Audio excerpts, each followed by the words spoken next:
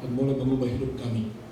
Berbicara Tuhan pada malam hari ini di hati kami semua, sehingga kami boleh berubah seturut dengan kehendak Tuhan. Dalam nama Yesus kami sambut firman-Mu. Haleluya. Amin.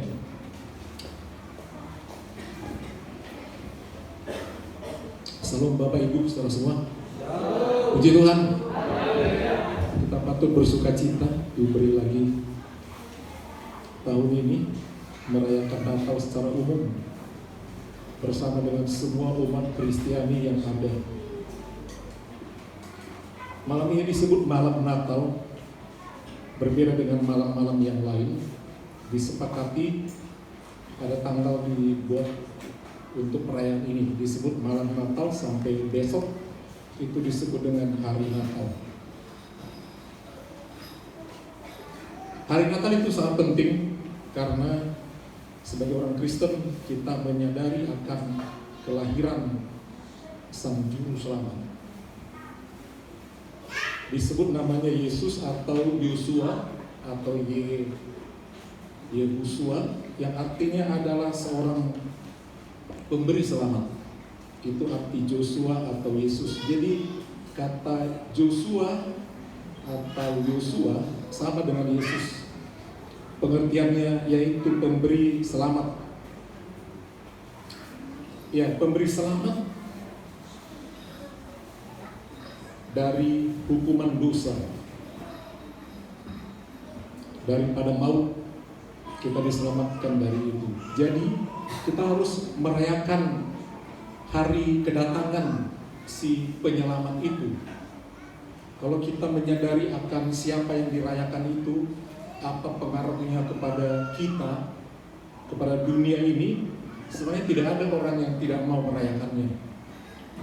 Banyak orang Kristen hanya merayakan Natal itu atau malam Natal hanya sekedar mengenang, bisa senang-senang kumpul sama keluarga dengan orang yang spesial, apakah ayah ibunya atau saudaranya atau kekasihnya, sehingga di hari Natal yang muncul lagu-lagu tentang cinta dengan manusia, cinta tentang kenangan dengan orang di hari Natal. Karena di hari Natal itu orang pada kumpul pulang kampung untuk senang-senang. Jadi makna Natal itu bergeser. Hanya kumpul mengenang dengan mama papa dari kecil, makan bersama dengan saudara, tentang malam Natal bersama kekasihnya, terus tahun selanjutnya tidak bisa lagi bersama, sama sekali tidak melekat dengan Natal. Tapi Natal itu punya pengaruh sama kita. Yang lahir itu adalah si pencipta dunia ini, si penguasa dunia ini, yang mengatur waktu. Semuanya alam semesta diatur sama Dia, bahkan keberadaan kita diatur sama Dia. Dan Dia menentukan kita akan bagaimana akhir hidup kita kapan dan kemana tujuannya nanti. Apa bersama Dia menentukan. Yang mengasih rezeki, kesehatan Dia. Tapi seringkali orang tidak sadar, biasa saja. Paling dipakai malam Natal untuk makan-makan, minum-minum, apa saja yang memuaskan daging. Padahal bertolak belakang semua itu dengan makna Natal itu. Jadi kalau kita pasang lagu Natal yang lagunya itu tidak berhubungan dengan kelahiran Sang Juru Selamat, dengan misinya, sebenarnya tidak usah diputar. Mengenang mama, mengenang papa, mengenang kekasih dan sebagainya, tidak. Tapi kita melihat apa yang telah dikerjakan Sang Juru Selamat itu sehingga ada Natal yang merubah dunia. Baru beberapa minggu yang lalu Uni Eropa mengumumkan, meminta kepada PBB supaya diganti istilah Christmas, hari raya Christmas atau Natal itu diganti. Alasannya demikian, karena tidak semua lagi umat Kristen merayakan Natal dengan benar. Tidak semua lagi orang Kristen percaya akan Natal. Dan juga orang-orang lain di luar Kristen pun sangat tidak menerima tentang Natal itu. Jadi Uni Eropa keluarkan permohonan ke PBB untuk diganti Natal itu menjadi bulan liburan, masa liburan panjang. Untung pemimpin gereja Katolik sedunia, Paus Fransiskus protes, bikin langsung surat. Justru libur itu ada karena Natal, bukan karena libur jadi orang bernatal. Dia memohon jangan diganti istilah Christmas Eve, malam Natal, malam kudus.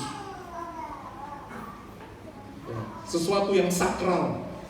Itu sebabnya di malam Natal di gereja-gereja yang sangat ketat itu tidak ada kelihatannya wah-wah. Tidak ada, khususnya di malam Natal. Kalau dalam perayaan-perayaan itu terpisah dengan malam Natal, yaitu 24 malam, berbeda. Itu sebanyak perayaan itu berbeda dengan hari malam Natal.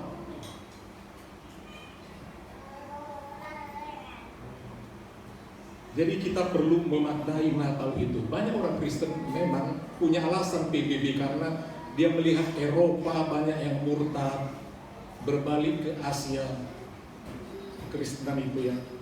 Jadi mereka mengatakan tidak usah lagi dirayakan karena orang Kristen sendiri pun tidak merayakannya dengan benar.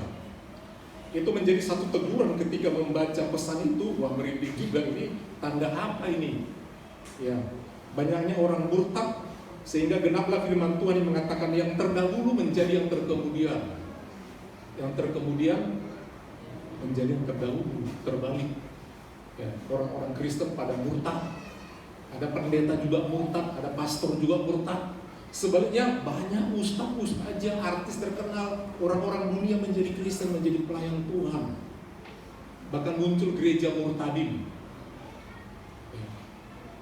Orang-orang seberang itu merayakan Natal dengan berkerudung, dengan pakai kopiah, pakai songkok, pakai sarung. Tapi mereka Kristen merayakan Natal. Udah terbalik dunia ini. Kalau diteliti sebuah orang Kristen yang tidak hadir di malam Natal, apa yang mereka kerjakan? Makan-makan. Nanti di malam tahun baru ya manggang-manggang, bakar-bakar, minum, mabuk. Ini ternyata mempengaruhi dunia, membuat manusia mulai protes. Tidak usah lagi ada istilah dihapus, istilah Natal, diganti menjadi libur panjang, musim liburan, paket tur kemana-mana, jalan-jalan. Tapi jangan kita lakukan seperti itu. Ya, kalau ada orang Kristen sekarang di rumah, mungkin istri atau suaminya pulang kampung, dia entah kemana, bukan bergereja. Mumpung gak ada suami atau istri, jalan-jalan. Banyak orang seperti itu, saudara. Ya, kita lihat sekarang apa makna Natal dulu secara singkat. Siapa bayi yang lahir itu, apa istimewanya sehingga kita harus merayakannya. Kita lihat Lukas pasal 2 ayat yang ke-11.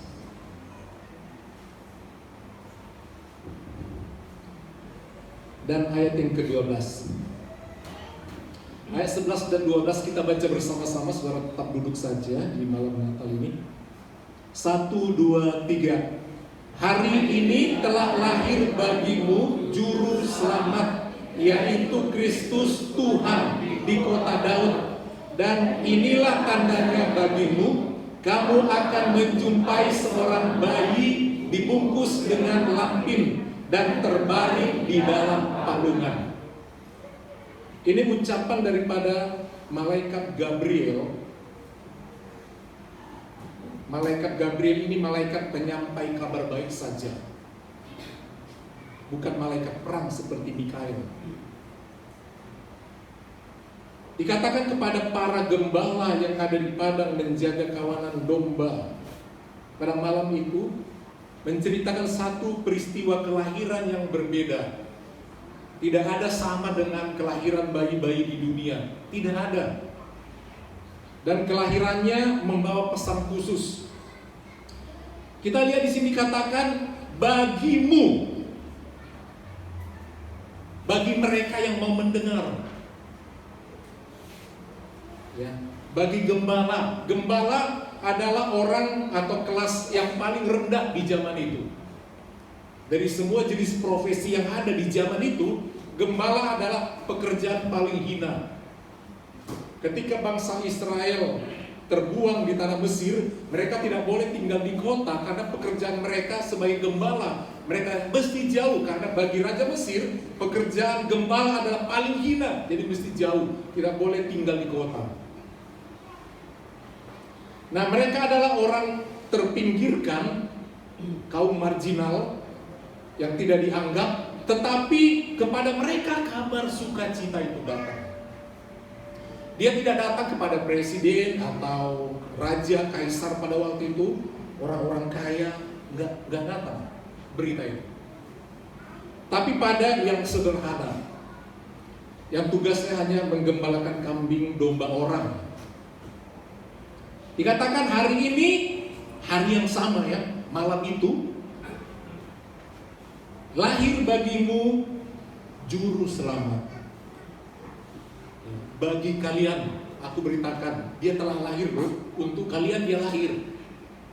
Dia juru selamat. Dikatakan juru selamat karena bangsa Yahudi atau dunia pada waktu itu menantikan penyelamat bagi Israel. Karena bangsa Israel itu dijajah Romawi. Orang Yahudi dijajah bangsa Romawi. Mereka ingin bebas dari penjajahan itu. Mereka ingin tampil satu sosok penyelamat memerdekakan mereka. Jadi gembala ini pun tidak bebas bekerja atau mencari jabatan yang lain, pekerjaan yang lain. Karena sekali gembala menjadi gembala terus, sekali miskin, miskin terus.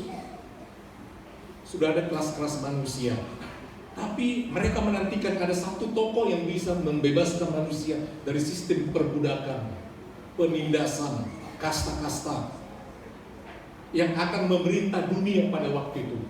Mereka dianggap sebagai sosok juru selamat. Di kitab suci mereka dikatakan akan datang juru selamat dan Mesias. Jadi orang-orang Yahudi dari dulu menantikan Mesias atau the Messiah itu, atau juru selamat. Wah, ketika didengar gembala itu lahir juru selamat, waduh senang kali, kami akan bebas. Ya, bangsa Yahudi akan bebas. Penjajahan Roma tidak ada lagi. Kita tahu Tuhan Yesus mati diadili oleh Pontius Pilatus kerajaan Romawi, kaisar pada waktu itu. Jadi mereka senang ketika mendengar kabar itu, hari ini telah lahir bagimu juru selamat. Mereka bersenang, yaitu Kristus. Juru selamat ini disebutkannya Kristus, yaitu yang diurapi. Ya. Kemudian dikatakan siapa dia? Dia Tuhan. Kalau ada orang mengatakan Yesus bukan Tuhan, banyak di Alkitab yang mengatakan Yesus Tuhan. Lahirnya pun dia disebut Tuhan. Lahirnya di mana? Bukan di tempat lain, di kota Daud. Itu sebabnya ada cacah jiwa. Kaisar Agustus menggenapi perintah, menggenapi nubuat kitab Yesaya, Mika tentang akan mengandung seorang anak darah muda.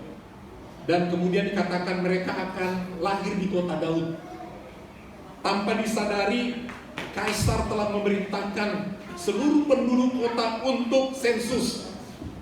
Dan tidak kebetulan Daud, Maria dan Yusuf sama-sama keturunan Daud.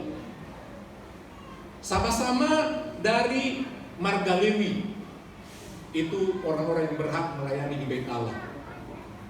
Dan diperintahkan mereka dari Nazaret harus pulang kampung masing-masing buat sensus.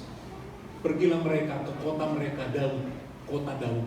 Jadi semua persis. Maria Yusuf udah dari sana melahirkan anak mereka. Kota Daud tergenapi perintah itu. Oh, benar. Mereka pun langsung pergi ke sana malam itu. Inilah tandanya bagimu. Jadi kalau pergi nanti ke sana, karena ramai kota Daud itu, yaitu Bethlehem, karena eksodus berdatangan orang dari segala penjuru bumi. Kalau asalnya kampungnya Bonapasewitnya dari kota Daud, yaitu Bethlehem itu, datanglah semua, jadi ramai sekali orang. Tentu saja dari sekian banyak orang yang lahir, banyak ibu-ibu juga yang hamil. Udah harinya mau melahirkan. Jadi mesti bayi yang mana? Yang mana yang lahir itu? Yang mana disebut juru selamat itu? Sebab banyak bayi yang lahir. Inilah tandanya. Kalau mengenal juru selamat, mengenal Tuhan, ada tandanya. Orang boleh katakan ini Allah, ini Tuhan, ini penyelamat. Tandanya ada menurut Alkitab. Inilah tandanya bagimu, supaya jangan salah nanti datang yang dikunjungi. Bayi yang mana yang mau didatangi? Dikatakan menjumpai seorang bayi dibungkus dengan lampin.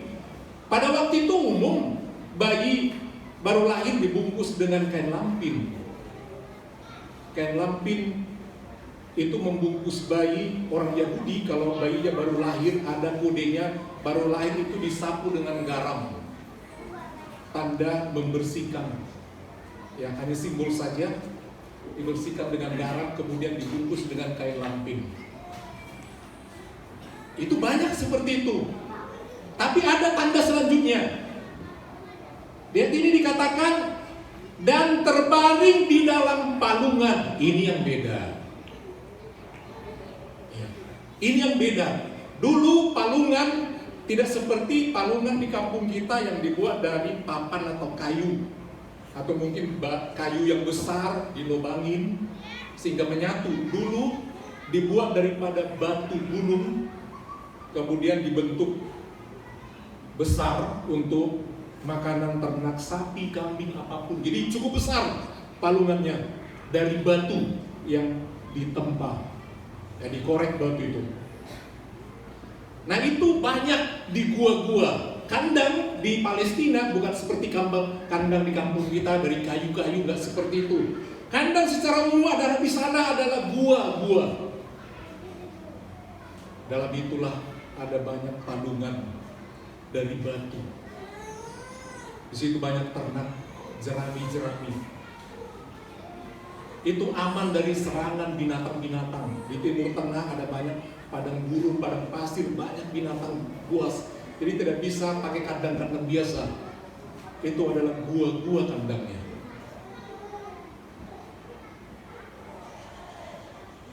Itu kodenya. Jadi dibaringkan di dalam palungan dibungkus dengan kain. Nah, apa istimewanya bayi yang kita sembah ini? Tadi sudah dikatakan dia Kristus Tuhan. Kenapa kita harus mengagungkan dia? Sebab bayi ini bayi yang lain dari semua manusia. Bayi yang istimewa. Bayi yang tidak biasa. Apa yang tidak biasa? Yang pertama kita lihat, bayi ini lahir dari seorang perawan.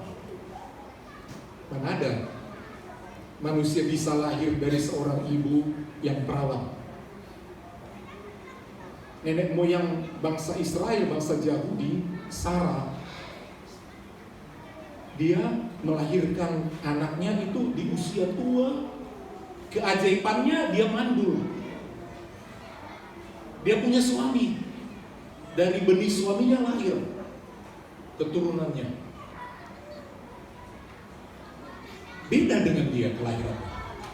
Jadi bayi Yesus lahir dari seorang perawan, yang membuat salah satu berbeda Katolik dengan Protestan mengenai istilah perawan ini. Katolik memutuskan tahun 145 Masehi, kira-kira di awal abad kedua, pemimpin mereka mengumumkan satu pemahaman tentang Maria, bahwa dikatakan Maria tetap perawan. Dan Protestan katakan tidak. Ada lagi doktrin yang lain bahwa dia lahir tanpa dosa. Protestan katakan tidak, semua manusia yang lahir dari manusia berdosa. Keturunan Adam semua berdosa, termasuk Maria Yusuf, para rasul. Katolik mengatakan untuk bisa melahirkan yang suci, maka wadahnya harus suci. Dia harus tanpa noda. Protestan katakan tidak. Jadi mereka menganggap terus perawan Maria sampai kapanpun. Dan kita tidak katakan demikian. Jadi dia adalah unik. Bagaimana lahirnya dari seorang perawan? Itu makanya dikatakan dia adalah bayi yang tidak biasa, Yesus Kristus.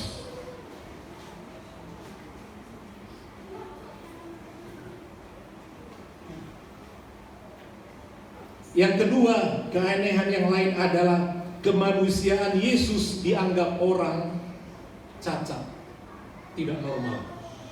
Ini tentang kelahirannya tadi ya, bukan keajaibannya. Dianggap orang cacat, tidak manusia yang normal. Karena apa? Kromosomnya lahir hanya X.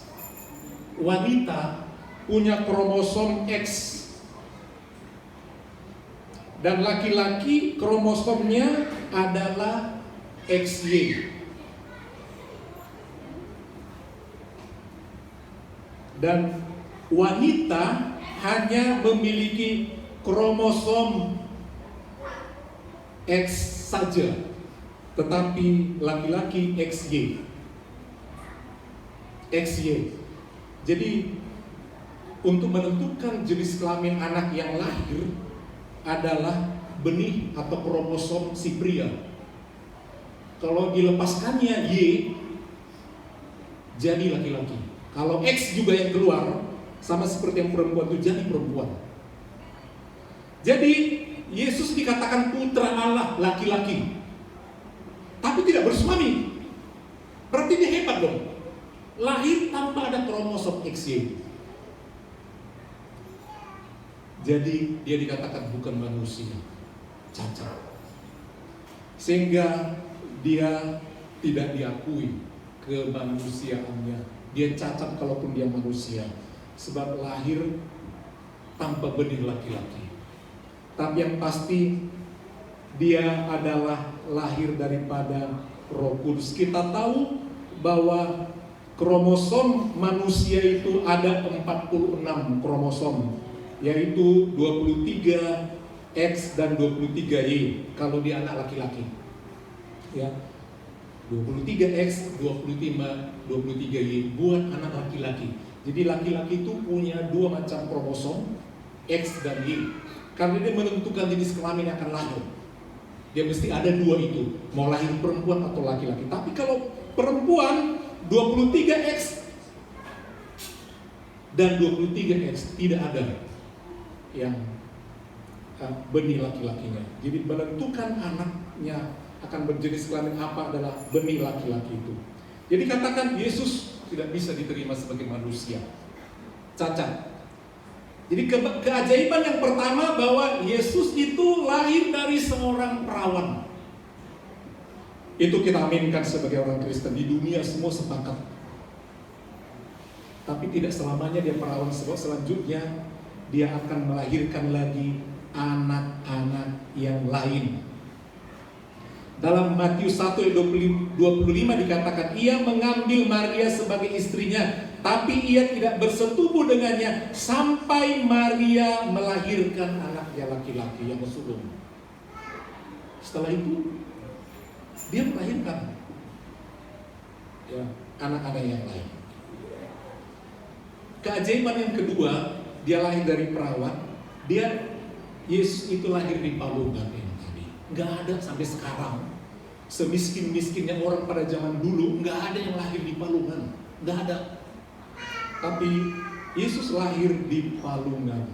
Dia Tuhan. Dia bisa menggerakkan semua orang, merubah istana untuk dia bisa lahir. Tapi dia memilih lahir di palungan, di tempat yang rendah, yang hina. Supaya apa? Supaya semua orang datang. Kalau dia lahir di istana, nggak bisa datang orang miskin. Mau masuk istana kan ada persyaratan. Tapi kalau lahir di palungan, di kandang domba, semua orang bisa datang melihat tanpa mengenal kelas jabatan. Dia datang merendahkan dirinya. Yesus hanya mau lahir di tempat yang rendah. Artinya apa? Orang yang menganggap dirinya hebat, Tuhan nggak mau. hadir. Merasa hebat, punya istana, punya ini, punya itu. Tidak. Tuhan lahir memilih tempat di palungan. Tempat yang sederhana. Semakin kita sederhana hati kita, semakin mudah Tuhan masuk mengubah kita. Semakin banyak persyaratan dalam hidup kita. Aku hanya mau bernatal, bergereja kalau aku udah bekerja, kalau aku sembuh, kalau ini, kalau itu. Kenapa orang gak bernatal malam hari? Mungkin sudah sekian tahun dia gak bekerja. Apa itu Tuhan itu? Biarkan pun aku begini. Tapi ingat, Tuhan itu tahu ketika kita diberkati pun kita kadang-kadang gak mau datang. Aku nanti kalau udah dapat kerja, aku mau kasih persepuluhan. Yang paling sekali, udah juga lagi. Tuhan tahu. Tuhan tidak bisa dipancing seperti itu. Tapi yang pasti, Tuhan mau lahir di palungan. Palungan menggambarkan hati yang rendah. Semakin saudara congkak, Tuhan gak mau datang.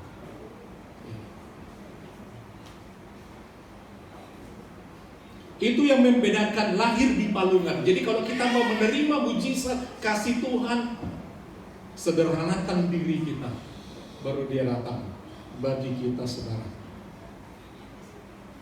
Dalam 2 Korintus 8 ayat 9, tolong teksnya, 2 Korintus 8 ayat 9, ada suratan Rasul Paulus. Karena kamu telah mengenal kasih karunia Tuhan kita Yesus Kristus, bahwa Ia yang oleh karena kamu menjadi miskin, sekalipun Ia kaya. Banyak orang kaya, banyak orang miskin merasa kaya. Banyak orang kaya berpura miskin supaya dapat kekayaan lagi. Tapi ini yang kaya menjadi miskin, sekalipun ia kaya, supaya kamu menjadi kaya oleh karena kemiskinannya. Jadi Tuhan Yesus rendah menjadi seperti orang miskin supaya manusia itu kaya. Kalau saudara ingin menjadi mengayakan orang, ayat ini menjadi jawaban.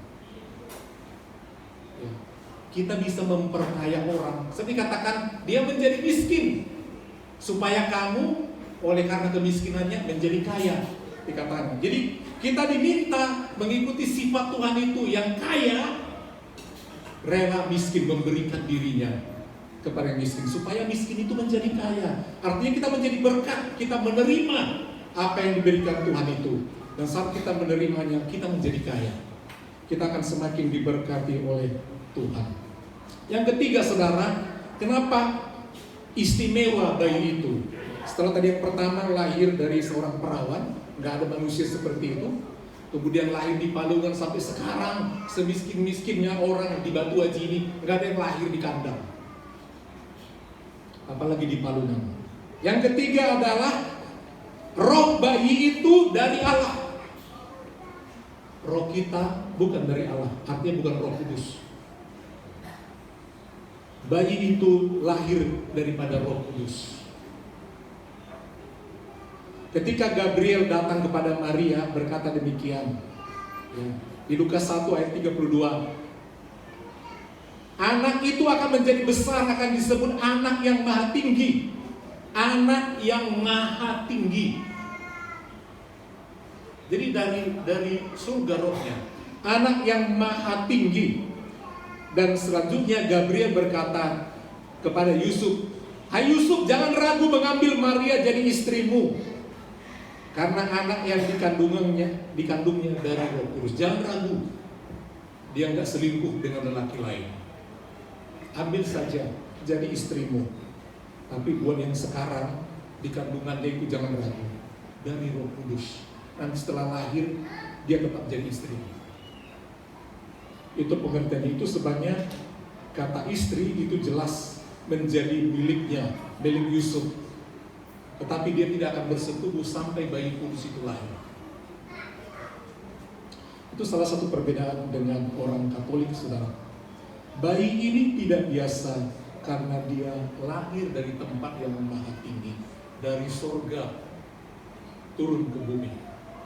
Kalau orang mengatakan kita menyembah Yesus manusia, salah. Kalau manusia lahir dari manusia, punya bapak manusia, benih manusia. Ini yang lahir ini dari surga loh. Yang dari surga siapa? Dikatakan firman yang menjadi manusia. Oleh Roh Allah dia ada di dunia ini. Jadi Yesus itu adalah Tuhan. Karena dia Tuhan, maka dia bisa jadi penyelamat. Kalau manusia nggak bisa menyelamatkan, nggak bisa. Semua manusia telah kehilangan kemuliaan Allah. Yang keempat, saudara, bayi ini adalah bayi yang tidak biasa, karena yang lahir ini adalah raja. Kalau raja lahir dari raja, itu raja, saudara. Dan kalau raja itu beda sama presiden. Kalau presiden kan dipilih oleh rakyat, ada masa periodenya. Tapi kalau raja itu keturunan, sudah ditentukan. Demikian raja melahirkan raja, terus seperti itu. Tidak ada pemilihan, tidak ada menggulingkan, tidak ada. Dan perintahnya adalah mesti dilaksanakan. Itu raja. Apapun maunya raja, mesti kita turuti. Jadi kalau ada lahir raja, semua rakyat harus menyembah. Orang Kristen yang pintar menyanyikan Yesus Raja harus pintar bagaimana menyembah raja. Ya. Menyembah raja dalam arti bukan sekedar tunduk seperti itu. Artinya ada di bawah kekuasaan raja. Raja, saudara, itu dia berkuasa untuk semua harta manusia. Ambil upeti dari ini, ambil anaknya untuk dijadikan prajurit. Aku pilih anaknya ini, aku pilih dia menjadi selirku. Aku minta hasil ladangmu. Itu raja. Dulu bangsa Israel pertama kali meninggalkan Tuhan, tidak mau jadikan Tuhan sebagai rajanya. Nabi Samuel sangat sedih ketika Nabi Samuel ditolak. Kami tidak mau dipimpin olehmu, tidak mau dipimpin oleh Tuhan. Kami mau seperti bangsa-bangsa lain, punya raja, enak. Mereka mau membinasakan Nabi Samuel. Nabi Samuel sangat sedih. Pada waktu itu bangsa Israel dipimpin oleh Allah langsung melalui nabi-nabinya, Nabi Musa, Nabi Samuel.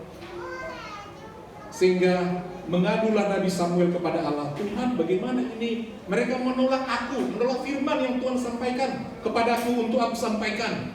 Mereka meminta raja, Tuhan, bagaimana ini? Tuhan ingatkan, mereka akan menyesal kalau meminta raja manusia. Dari raja secara fisik yang bisa dilihat, bukan lagi melalui nabi atau teokrasi dipimpin oleh Allah. Mereka bukan menolakmu, tapi menolak aku, kata Tuhan pada Samuel. Kau sepertinya merasa kecewa ditolak sama dia, jangan takut. Dia bukan menolakmu, tapi menolak aku. Seringkali kita menolak hamba Tuhan yang menyatakan firman Allah, menyatakan nasihat, pengarahan. Apa itu? Saudara, mimpi Tuhan akan berbicara kepada saudara. Allah masih berbicara melalui para hamba Tuhan, para penginjil, para guru agama, para pengkhotbah. Alkitab masih berbicara sampai sekarang. Akhirnya Allah berkata, ingatkan sama mereka ya, kalau mereka udah sepakat menolak aku, sebab menolakmu, menolak aku, nanti mereka memilih raja, baru mereka rasakan apa dirinya memiliki raja manusia. Punya anak, bukan punya anaknya lagi, bisa diambil untuk menjadi prajurit perang. Punya anak gadis bisa diambil menjadi selir. Punya harta banyak, kebun ini bisa diambil yang terbaik dari hasil ternak yang terbaik kasih sama raja. Bukan lagi sukarela kepada Tuhan, tapi dipaksa harus bayar.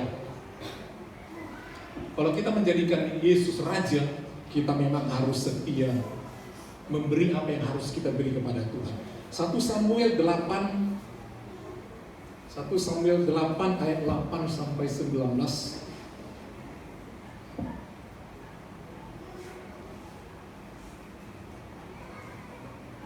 Tepat seperti yang dilakukan 1 Samuel 8:8, tepat seperti yang dilakukan mereka kepada sejak hari aku menuntun mereka keluar dari Mesir sampai hari ini, yakni meninggalkan daku dan beribadah kepada Allah lain, demikianlah juga dilakukan mereka kepadamu. Pada Samuel maksudnya. Dan sebab itu dengarkanlah permintaan mereka. Perintah rakyat. Hanya peringatkanlah mereka dengan sungguh-sungguh. Dan beritahukanlah kepada mereka apa yang menjadi hak raja. Ini ngerinya ya. Apa yang menjadi hak raja yang akan memerintah mereka. Situ menolong Allah, menurut Nabi Samuel. Lanjut. Dan Samuel menyampaikan segala firman Tuhan itu kepada bangsa itu, yang meminta seorang raja kepadanya. Dan Samuel katanya, inilah yang menjadi hak raja yang akan memerintah kamu itu. Kamu minta raja, ini hak raja. Anak-anakmu laki-laki akan diambilnya. Nah, boleh ditahan lagi, ini yang harus satu-satunya. Ini penembus generasi, tahankan kalau diambil. Dan dipekerjakannya pada keretanya untuk perang dan pada kudanya, dan mereka akan berlari di depan keretanya. Berlari di depan keretanya. Dia menarik keretanya, bukan kereta yang menarik dia. Ia akan menjadikan mereka kepala pasukan 1000 dan kepala pasukan 50. Oh, perang semua. Mereka akan membajak ladangnya dan mengerjakannya. Penuaian baginya, senjata-senjatanya dan perkakas keretanya akan dibuat mereka. Anak-anakmu perempuan akan diambilnya sebagai juru campur rempah-rempah, juru masak dan juru makanan dan seterusnya. Kalau kita lihat, coba kita selanjutnya dari ladangmu. Punya ladang nggak boleh lagi suka-suka, semua menjadi milik. Kebunmu, anggurmu dan kebun jahitungmu akan diambilnya yang paling baik. Panen pertama sama raja, yang terbaik hasilnya itu datang memeriksa kepada pegawai-pegawainya dan akan diberikan kepada pegawai. Dari gandummu dan hasil kebun anggurmu akan diambilnya 1/10 dan akan diberikan kepada pegawai-pegawai istana, kepada pegawai-pegawai yang lain, dan seterusnya. Kalau saudara baca, mengerikan. Kalau tidak raja, itu sebabnya Allah kita itu adalah raja. Dia menguasai harta saudara, anak saudara. Itu sebabnya kita harus tunduk kepada Dia untuk bisa memberkati kita. Dia raja kita. Kalau Tuhan mau memakai harta saudara buat kemuliaannya, Dia punya hak. Kalau Dia mau ambil, karena Dia raja. Itu pemahamannya. Yang terakhir saudara, lahir yang tidak biasa, dia disebut juru selamat. Itu yang terakhir, Matius 1:21. Namanya disebut juru selamat. Juru selamat yang menebus kita dari dosa. Mari saudara, besok masih disebut sebagai hari Natal tanggal 25.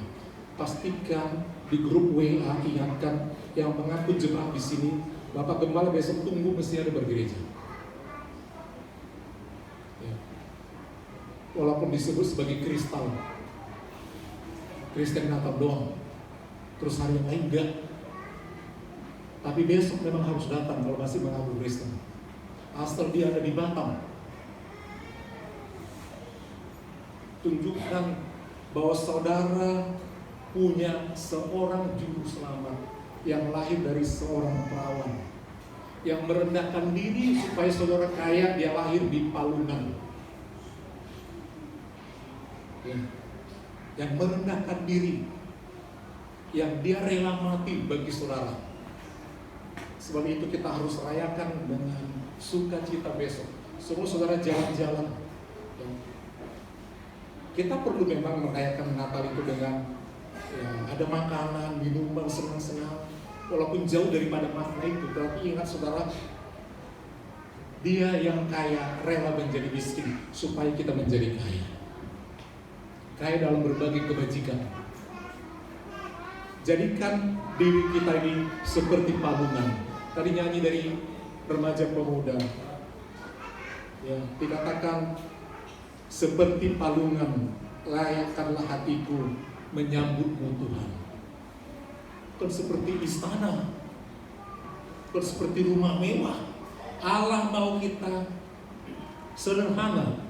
Jangan banyak alasan kalau mau datang sama Tuhan. Aku baru datang bergereja kalau udah begini. Aku baru mau kasih milik Tuhan kalau udah begini. Tuhan bisa pasang syarat bagi saudara untuk memberkati saudara. Tuhan bisa pasang macam-macam. Persyaratan dia bisa lebih ketat. Jadi saudara jangan pasang syarat-syarat kalau mau ngirim Tuhan. Aku sayang sama Tuhan. Aku mau merendahkan diri. Aku tidak punya apa-apa Tuhan. Sebab engkau lahir bukan di istana, tetapi ternyata di palungan. Jadikan hatiku seperti palungan, bersih, gak ada yang lain-lain. Tempat Tuhan tinggal. Hati kita ini seperti palungan. Mari kita makin rendah hati, makin mau memberi dan memberi. Supaya apa? Kita memperkaya banyak orang.